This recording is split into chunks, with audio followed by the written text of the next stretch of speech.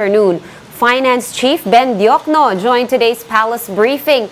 Did he explain exactly what the president meant by his reaction on the 3.5-year high inflation rate in June? Hi, Sean. Finance Secretary Benjamin Diokno explained that President Bongbong Marcos was just misunderstood with regards to the statement that he actually released or uttered during the press briefing yesterday. If you recall, yesterday President Marcos said that he couldn't believe that the inflation rate in the country has already reached 6.1. He believes that the inflation rate of the country will just be around 4%. Secretary Benjamin Diokno explained earlier that he was just misunderstood because President Marcos was referring to a full year inflation. And if we will look at the target of the Bangko Sentral ng Pilipinas, when it comes to the full year inflation of the country, our target is about 4.4%. And that's the basis of President Marcos for saying that 6.1 is pretty much higher than expected. But of course, as we all know, it was very clear that when the news was released that we are actually at 6.1 inflation rate, it means that they were actually referring to the inflation rate last month. Right, so basically 6.1 is for June, and what President Marcos was saying was that he doesn't believe we will breach, the target 4.4% or the estimated 4.4% that has been given by the BSP. Now, did Secretary Diokno provide any estimate on the inflation rate for the coming months? Because the PSA said, head statistician Dennis Mapa already said that the PSA is expecting a continuous rise in prices or for prices to be high in the next few months.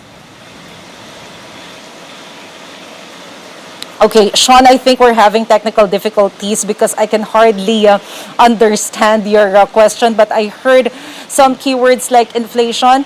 Well, if I understand you correctly, Secretary Benjamin Diokno said that our target for inflation on a monthly basis will be around 5.7 to 6.5%. So 6.1% is still within the range.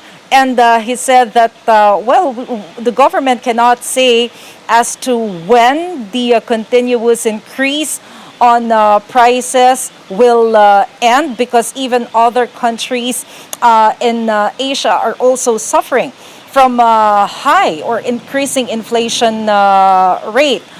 He actually cited the likes of Indonesia and Thailand. Even some European countries are also suffering from inflation, considering that petroleum products are also increasing.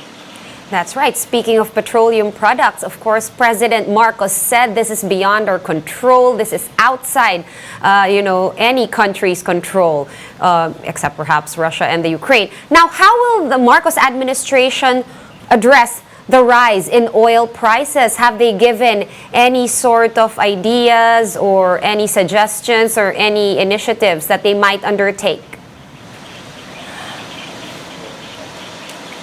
Sean, the audio is a bit static, so I cannot understand a single word. I believe you're asking about the oil price hike. Yes. The government cannot say as to when we will, when the continuous increase on oil price will end. But Secretary Diokno said that they are actually looking into tax collection, excess tax collection, to continue the subsidy for the transport sector. And like what President Marcos has said earlier or yesterday, he said that he is planning to expand the transport subsidy to the tricycle drivers. All right, one last question, hoping that my question makes it out, or a few keywords make it out to you, Maricel. Any ideas on how to lower the poverty incidence?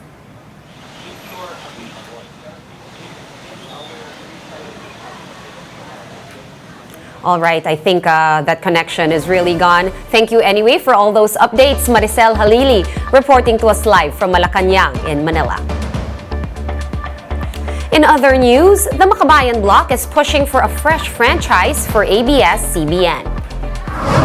Representatives of ACT Teachers Gabriela and Kabataan party lists filed House Bill 1218 to bring the media giant back on air with a new 25-year franchise. ABS-CBN went off air in 2020 after Congress rejected its franchise application over alleged tax issues. Former President Rodrigo Duterte eventually admitted that he used his position to call for the network's closure. We will be back with more stories after this quick break. Keep it here on One News.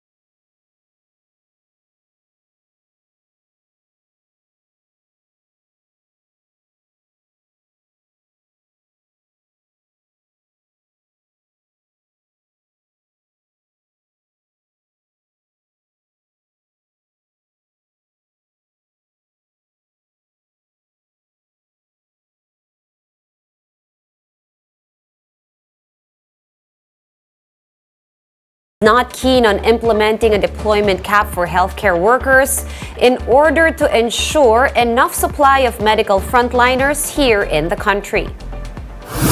Labor Secretary Benny Laguesma said they are now focused on improving the quality of available jobs for healthcare workers in order to convince them to stay in the Philippines.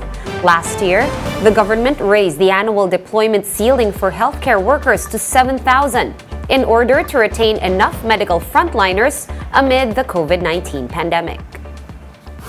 Dapat siguro tignan din namin paano ba namin pabubutihin ang kalagayan ng mga nurses, yung mga healthcare workers dito sa ating bansa para again maging option lang yung dahil may social cost naman yung yung overseas employment eh. And on the topic of higher wages, Laguesma said they would have to seek other ways to implement a salary hike. The Labor Secretary explained that the National Wages and Productivity Commission can only raise salaries once a year. Minimum wage increases in all regions already took effect last month. Minsan lamang pwedeng maglabas ng wage order. Supervening event that will justify. Let's now take a quick look at today's other top stories. The Bangko Sentral ng Pilipinas is likely to deliver another rate hike in order to curb rising inflation. BSP Governor Felipe Medalla said a rate hike of at least 25 basis points is guaranteed at the Monetary Board's next meeting on August 18. The Sandigan Bayan has sentenced former AFP Controller Major General Carlos Garcia up to 14 years in prison and a fine of up to 407 million pesos. This is in relation to the direct bribery and money laundering charges filed against him for illegally amassing wealth worth 300 million pesos between 1993 to 2004. And Chinese State Councilor and Foreign Minister Wang Yi has arrived in the Philippines for a 2-day state visit. He met with Foreign Affairs Chief Enrique Manalo and is set to hold a dialogue with President Bongbong Marcos. For more updates, visit News 5, The Philippine Star, and Business World online. Visit our website, onenews.ph, for more in-depth analysis. You can also catch One News on Signal Play. Register for a free account at www.signalplay.com and stream One News live anytime, anywhere. Masks on, wash hands, and stay safe, Philippines. I am Sean Yao. We are One News.